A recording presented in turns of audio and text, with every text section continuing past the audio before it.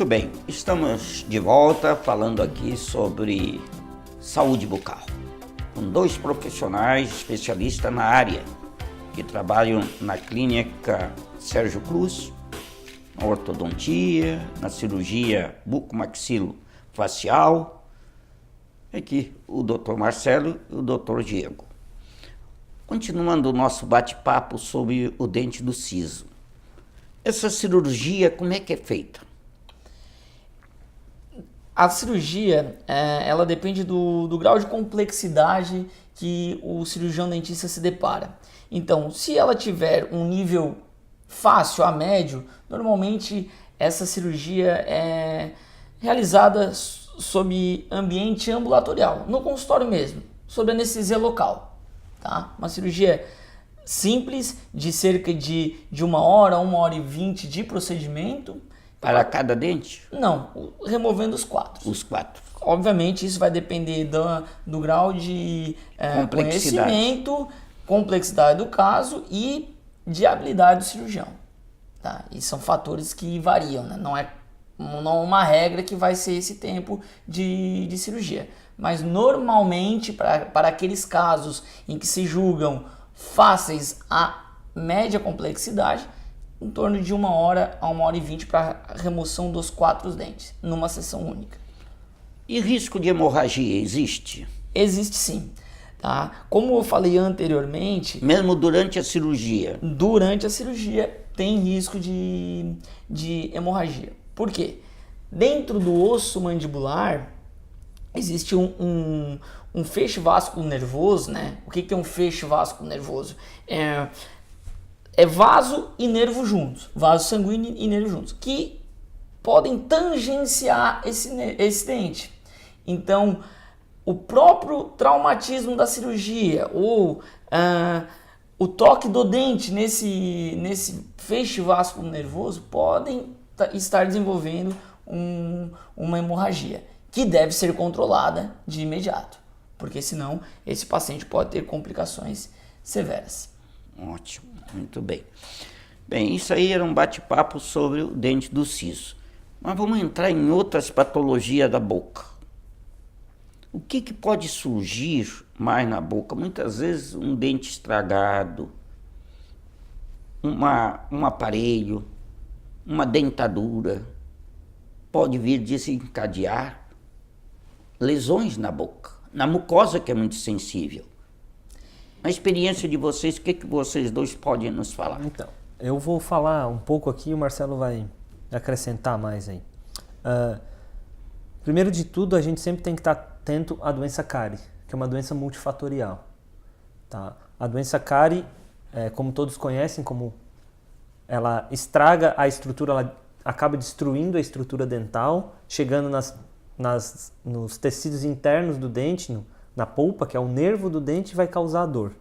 A gente também tem doença periodontal, que são problemas na gengiva e no osso que suporta o dente. O dente ele está dentro do osso, uma parte dele está dentro do osso, a raiz. Então, se a gente tem uma doença periodontal, a gengiva não está saudável e o osso também pode não estar. Uma doença periodontal avançada, ela causa a perda do elemento dental. Então, a gente pode ter cárie, doença periodontal e, algumas vezes também, câncer de boca e outros tipos de patologia que... E por que muitas vezes o dente amolece? Então... perde o dente. Por que ocorre isso? Então, isso é muito importante. Basicamente são 2 fatores. A gente tem... Um dos fatores é a má higienização. Então, as bactérias começam a colonizar dentro da gengiva e de dentro da gengiva elas vão atacando o osso que suporta o dente. Então o dente começa a perder suporte ósseo, ele começa a ficar mole porque não tem mais o osso segurando ele. Porque ele é destruído. Ele é destruído e muitas vezes não consegue recuperar aquele osso. Então o dente vai ficando mole e chega um momento que fica insustentável e tem que extrair. É conhecido como piorreia, que chama. Chamava-se piorreia. Chamava isso aí, Isso. porque a gente vê muito esse termo, piorreia. Isso, hoje em dia é a doença periodontal que é falada. Periodontal. E, como eu estava falando, um dos fatores é esse, e um fator muito importante, que é porque ela é uma doença multifatorial, é a genética do paciente. também influencia também nesse problema da doença periodontal. Junto com a má higienização, uma genética que pode propiciar até uma doença com maior força, vamos assim dizer, então ela pode perder o dente muito mais rapidamente do que uma pessoa que não tem essa genética para isso. Muitas vezes a pessoa pode perder todos os dentes, né? Pode perder todos os dentes, sem dúvida alguma. Com evolução. É uma evolução, não são só alguns dentes isolados. Ela pode estar cometendo quase todos os dentes na boca e a pessoa tem que extrair todos os dentes em boca. Ou mesmo, a gente já ouve falar, apesar da pouca idade, da pouca tempo clínico, de pacientes que perdem o dente em casa. Eles arrancam o dente em casa, porque o dente já está tão comprometido... Sai inteiro. Que eles tiram, mastigou alguma coisa, tira o dente aí. Hoje em dia, as pessoas estão com um pouco mais de consciência em relação à sua saúde bucal e também tem mais acesso aos cuidados de saúde bucal no sistema público.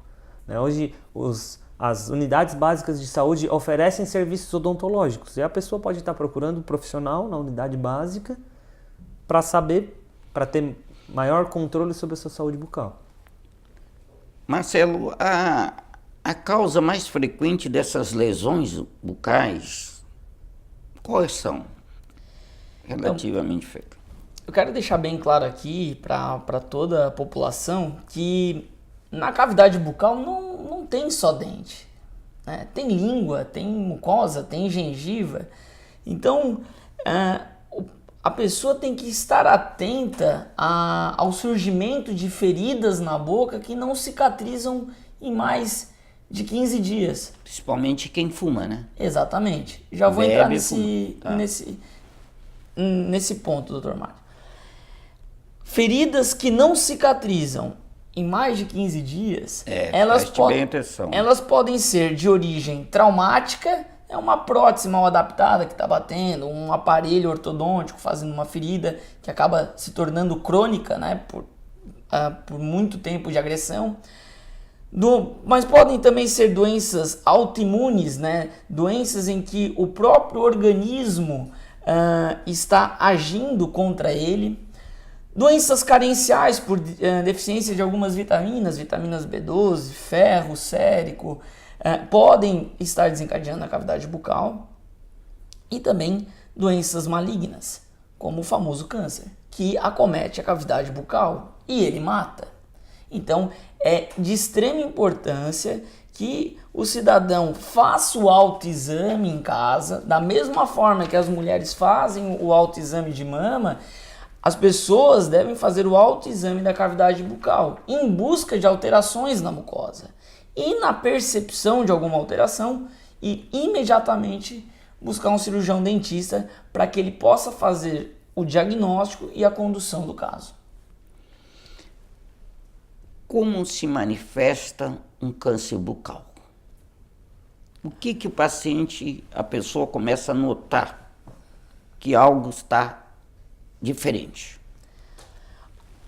O paciente vai observar a formação de uma ferida. Normalmente essa ferida é no bordo de língua ou no lábio inferior. E essa ferida não dói. O paciente não dói e ele acaba negligenciando pela falta de dor. Então, essas doenças malignas, elas não doem em seu estágio inicial. E elas crescem muito rápido.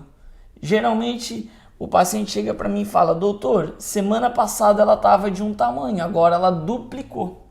Então, essa é a característica da lesão maligna. Ela aparece como uma ferida indolor e de crescimento rápido. Então, é esse tipo de lesão que o atendimento tem que ser imediato.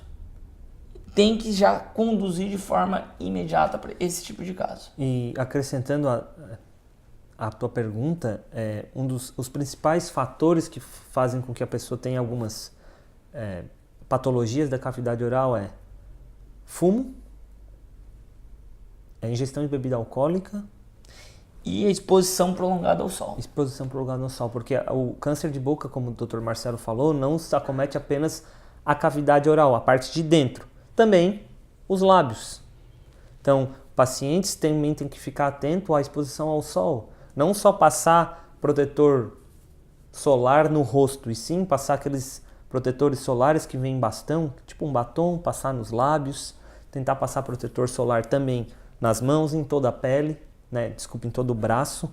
Então é importante esse cuidado não só com o rosto, porque a boca faz parte do rosto, então os lábios, e a gente pode estar protegendo os lábios com um protetor bucal. Muito bem. Protetor Nós solar. vamos fazer um breve intervalo e já voltamos já.